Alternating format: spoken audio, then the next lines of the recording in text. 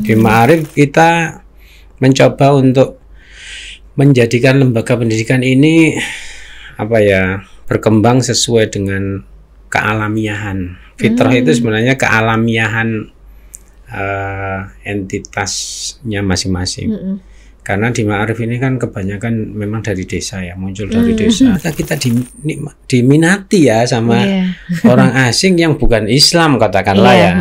Kalau Islam oke lah sama-sama meskipun beda negara. Ini yang agama lain ternyata tertarik, berarti bisa jadi kita ini menarik gitu. Kalau sudah menarik berarti kan kita juga akhirnya berpikir bahwa oh ya mungkin itu cerminan dari pandangan kita selama ini memandang Islam, ajaran Islam itu menjadi luas, sehingga ditangkap oleh mahasiswa asing di luar sana dengan berbagai macam tangkapan yang juga bagus. Nah, ini menurut saya positif aja itu. Pendidikan Islam yang moderat itu ya menjadikan orang punya kepribadian moderat itu sebenarnya menciptakan manusia yang seimbang berpikirnya. Jadi moderat itu tidak hanya ini ya, tidak hanya ke agama itu, tapi moderat pada diri kita. Jadi moderat ini kita harus bisa menyeimbangkan antara pikiran, hati dengan jasmani kita.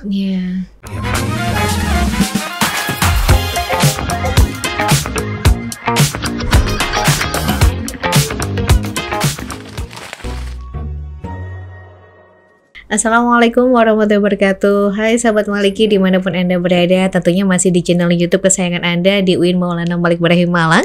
Dan hari ini saya sedang bersama salah satu narasumber yang sangat luar biasa. Saya akan memperkenalkan beliau. Beliau adalah Profesor Dr. Haji Abdul Malik Karim Amrullah MPDI. Beliau adalah Ketua Lembaga Pendidikan Ma'arif atau LPM Nahdlatul Ulama di Kabupaten Malang. Dan beliau juga Guru Besar Bidang Manajemen Pendidikan Islam di UIN Maulana Malik Ibrahim Malang. Dan kita akan membahas salah satu topik yaitu adalah tentang pendidikan dan moderasi. Bagaimana selengkapnya kita menyapa terlebih dahulu. Assalamualaikum Prof.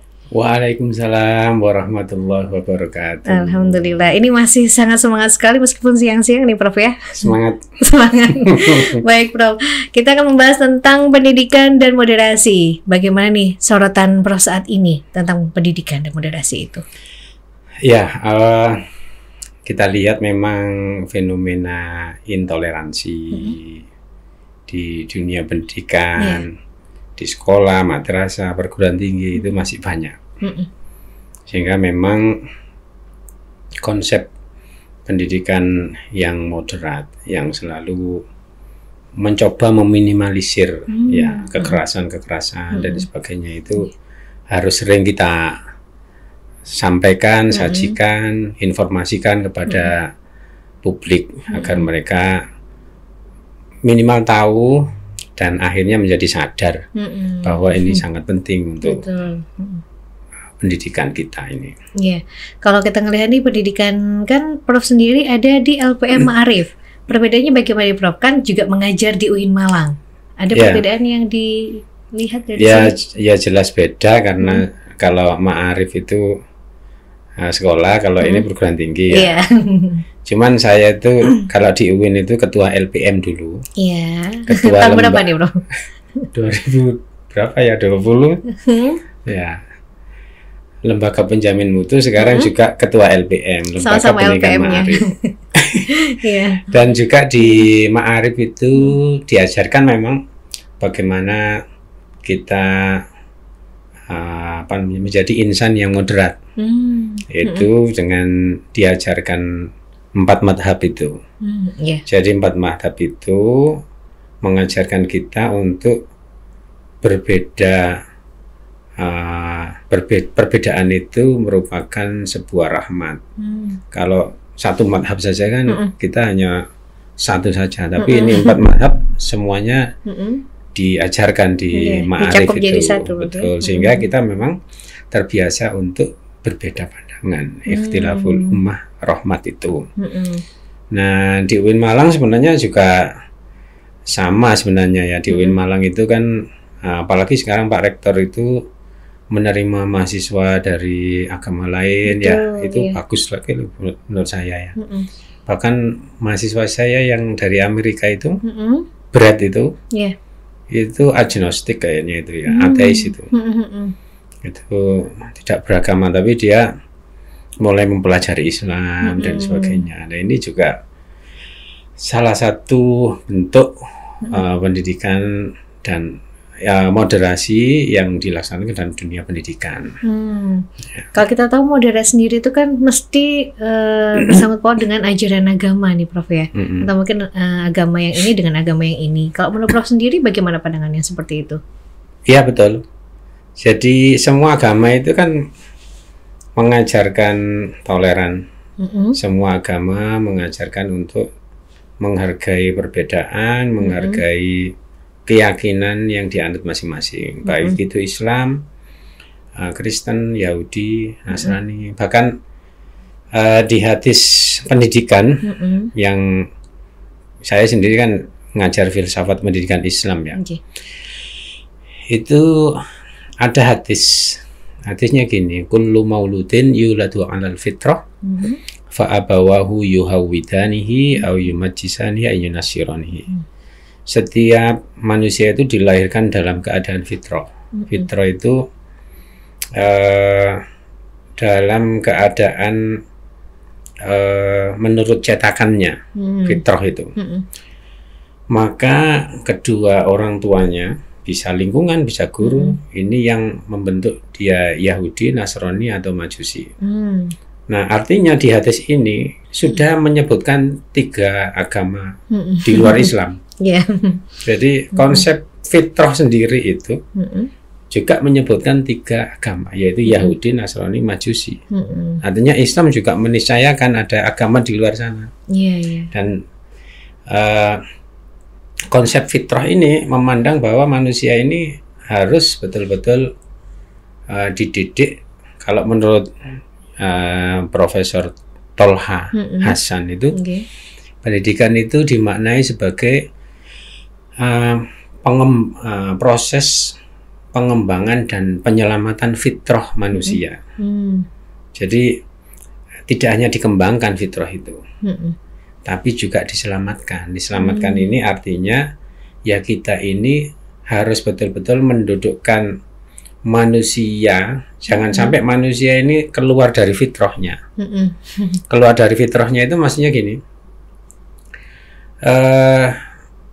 kalau kita ini terlalu over, padahal kita ini diciptakan ya, kamu itu belajar ya ada waktunya. Tapi kalau terlalu over itu sebenarnya juga menyalahi fitrah, tidak selamat fitrahnya. Sesuai kebutuhan aja sesuai ya, sesuai ini. Jadi manusia ya hidup wajar-wajar saja sesuai dengan fitrahnya itu. Nah ini itu harus diselamatkan kata Profesor Tolha Hasan. Itu kan di buku-bukunya itu mengembangkan dan menyelamatkan fitrah manusia. Nah ini konsep pendidikan yang luar biasa ini. Itu yang seringkali belum kita temukan ya Prof ya. Iya betul. Dan itu udah diimplementasikan di Ma'arif Prof. Ya, di Ma'arif kita mencoba untuk menjadikan lembaga pendidikan ini berkembang sesuai dengan kealamiahan. Fitrah itu sebenarnya kealamiahan entitasnya masing-masing. Karena di Ma'arif ini kan kebanyakan memang dari desa ya, muncul dari desa. Jadi mereka mendirikan pendidikan dari desa, terus akhirnya secara kealamian pendidikan ini memang langsung dikeroyok sama masyarakat. Jadi setelah mereka mewakafkan tanah dan sebagainya, terus kemudian masyarakat ikut berbondong-bondong untuk bisa membangun ini. Ini kealamian lembaga pendidikan di Ma'arif sendiri yang sesuai dengan fitrah. Terus dengan adanya ditopang masyarakat tentunya berbeda-beda. Yang memberikan sedekah dan sebagainya. Tentu ketika mereka kepala sekolah yang dipilih melihat bahwa mereka ini ditopang oleh masyarakat yang berbeda, nah otomatis mereka juga harus menghargai masyarakat yang berbeda itu. Bisa jadi di luar orang NU juga ada yang memberikan sumbangan juga, ada juga dan sebagainya. Itu banyak. Contohnya di Wagir itu ya. Di Wagir itu ada SMA Islam di bawah Ma'arif, di Ponorogo namanya. Ya, mereka ini sekolah yang di dalamnya itu ada murid dari Hindu, Buddha. Guru-gurunya juga ada Hindu dan Buddha juga. Itu di Yayasan Ma'arif sendiri itu Prof ya? Di Ma'arif ada. Berarti itu termasuk dari moderasi juga ya? Ya, dan contoh real yang sudah kita berikan contoh itu di situ. Iya. Ya, karena memang di Ngajum, di Wagir itu kan kebanyakan orang Hindu, Buddha itu kan juga banyak yang di sana ya. Lalu pendidikannya bagaimana nih Prof yang disampaikan? Kan kalau Ma'arif identik dengan ajaran agama Islam tuh. Ya, kita mengenalkan Islam rahmatan lil alamin, bahwa Islam ini siapa yang ingin belajar Islam silakan belajar di pendidikan Islam, biar mereka tahu kita jangan sampai menjauhkan berarti mereka tidak kepada kita. Tidak di istilahnya ini spesial karena dia bukan bukan agama Islam, kita kasih untuk belajar yang lain, ngeten ya. Oh, ada, memang makanya kan ada guru-guru yang juga dari agama Hindu juga ada. Tapi di lingkungan itu kan sudah kita setting Nahdlatul Ulama, istilahnya Ma'arif, kema'arifan. Sehingga mereka juga mau nggak mau akhirnya melihat ini tradisi Islam yang dikembangkan di sekolah di Ponorogo itu. Jadi sekolah di Ponorogo namanya. Iya, di Wagir itu. Dan juga punya radio kayaknya di sana. Oh, di sana juga sama. Ada radio. Iya. Dan juga mengembangkan. Berarti dakwahnya lewat radio juga mungkin ya. Betul. Radio dan juga mengembangkan ini. Produk. Wayang Krucil namanya. Wayang Krucil. Itu yang mengembangkan namanya Pak Wondo namanya. Wayang Krucil itu. Itu wayang-wayang kecil-kecil terus disajikan untuk masyarakat setempat. Baik, kita kembali lagi ke moderasi nih Prof ya. Kalau kita melihat bahwasannya moderasi beragama tentunya identik dengan agama yang tadi sudah disampaikan. Bagaimana moderasi pendidikan yang dikelola di Ma'arif sendiri nih Prof? Ya, karena kita ini haluan value-nya itu aswaja, ahlus sunnah wal jamaah. Di ahlus sunnah wal jamaah itu kalau aliran fikihnya 4 madhab itu, ya 4 madhab, berarti kita menghormati perbedaan dari 4 madhab itu. Dan juga dari aswaja itu juga kita mengenalkan tentang kecintaan kepada bangsa. Jadi hubul waton minal iman itu loh. Dan kecintaan kepada bangsa itu juga menjadi value yang tertinggi di Ma'arif. Karena itu ketika kita melihat mahabbah atau hubul waton itu, kita lihat bahwa Indonesia ini juga berbagai macam agama. Betul. Otomatis yang dikembangkan di Ma'arif juga harus betul-betul moderat. Ya. Kalau boleh tahu sejak kapan Prof dimulainya kalau di Ma'arif sendiri? Kalau Ma'arif itu kan berdiri 1926. Untuk moderasinya? Kalau moderasi ya sejak berdirinya Nahdlatul Ulama. Berarti sudah lama sekali Prof. Karena memang berdirinya Nahdlatul Ulama itu kan memang perlawanan kepada intoleransi. Komite Hijaz yang ini kan para kiai itu kan menolak intoleransi dari dunia Arab sana, yang Wahabi lah istilahnya, Wahabi dan sebagainya, yang mereka tidak menerima paham selain dari mereka itu. Betul. Nah, ini ada perlawanan. Ya, istilahnya jangan menjadi Islam yang semena-mena. Ya, kita harus menunjukkan Islam yang baik, yang rahmatan lil alamin. Terus juga memang itu kalau eksternal sendiri ya, definisi moderat secara eksternal menghormati agama. Tapi sebenarnya pendidikan Islam yang moderat itu ya menjadikan orang punya kepribadian moderat itu sebenarnya menciptakan manusia yang seimbang berpikirnya.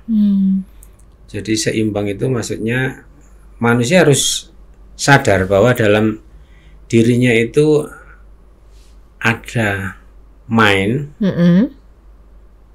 body, ya, and soul. Ya, mind, body, and soul.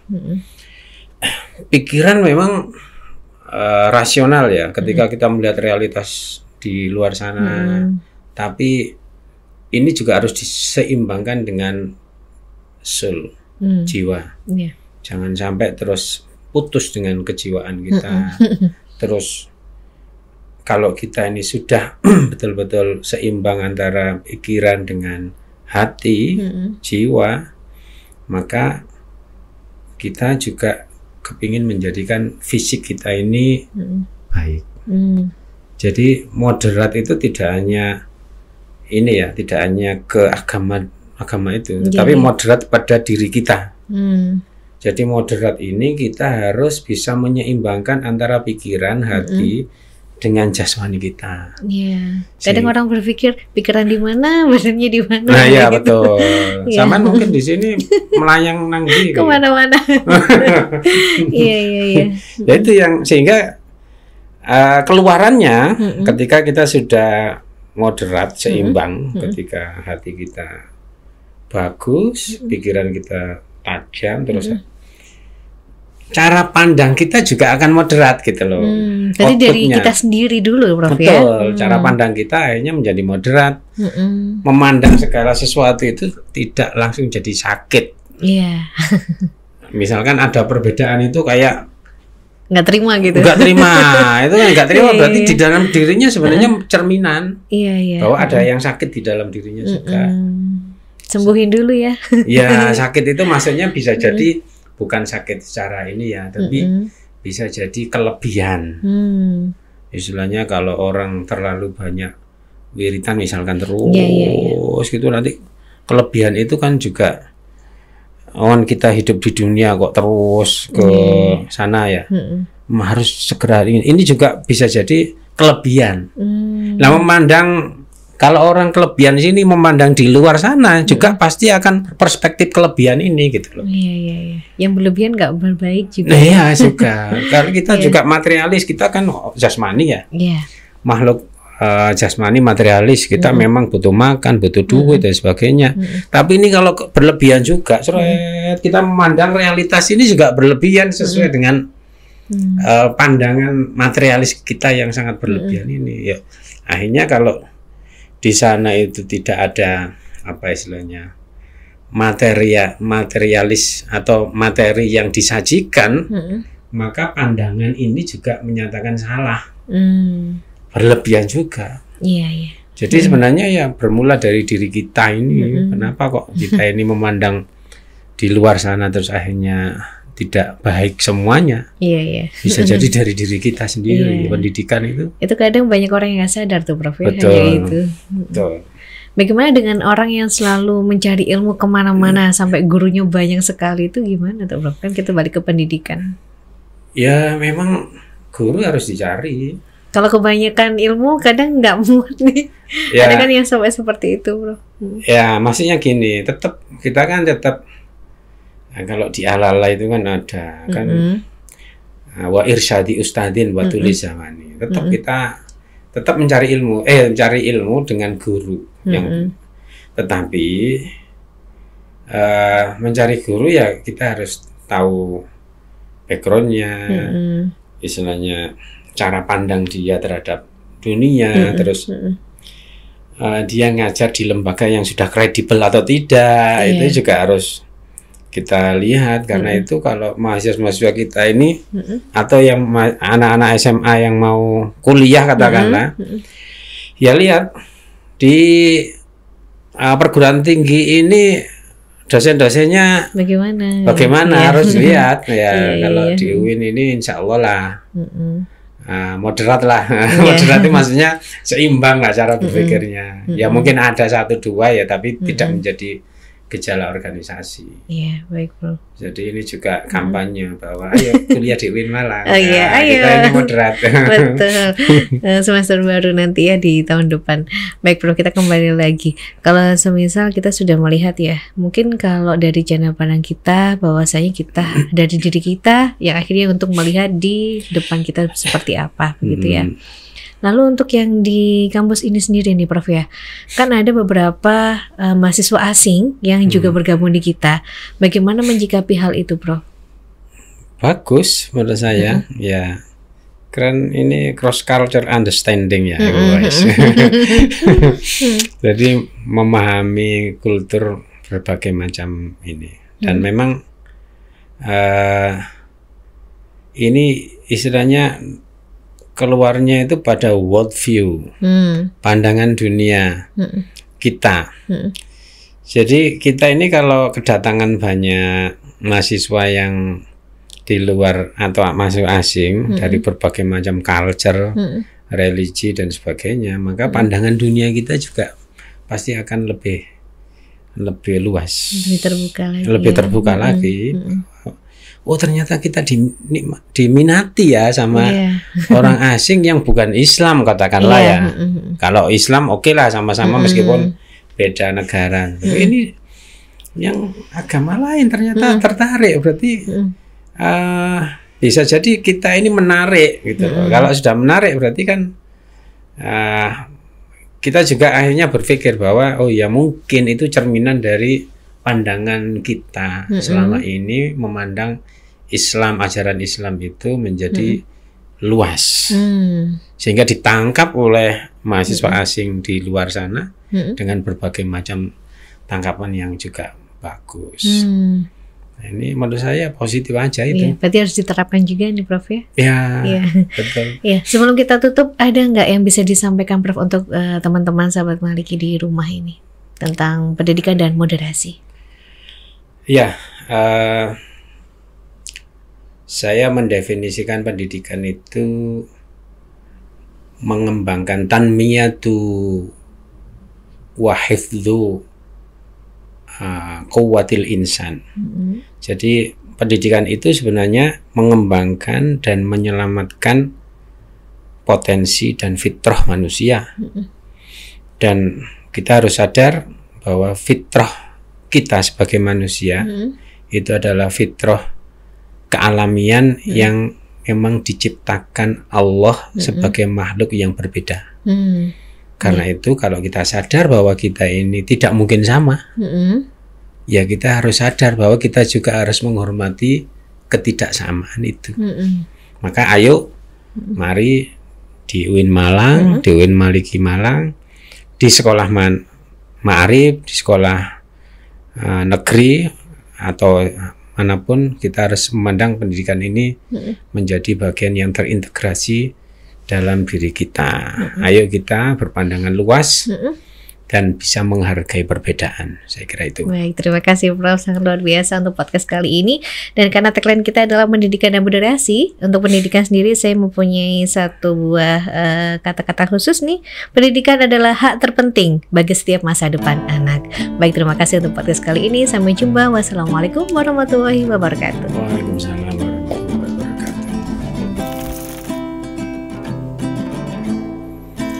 Ucap air matamu yang menetes di pipiku, ku pastikan semuanya akan baik-baik saja. Bila kau terus pelangi langit tinggi di angkasa, takkan ada habisnya segala hasrat di dunia. Allah tercipta di dunia untuk menemani sang Adam. Begitu juga dirimu tercipta untuk temani aku. Wow, dimanapun Anda berada. Kali ini cuacanya sangat cerah dan juga membawa keceriaan untuk saya sendiri. Untuk podcast kali ini saya salah satu narasumber yang sangat luar biasa. Beliau adalah Profesor Dr. Haji Abdul Malik Karim Amrullah MPDI.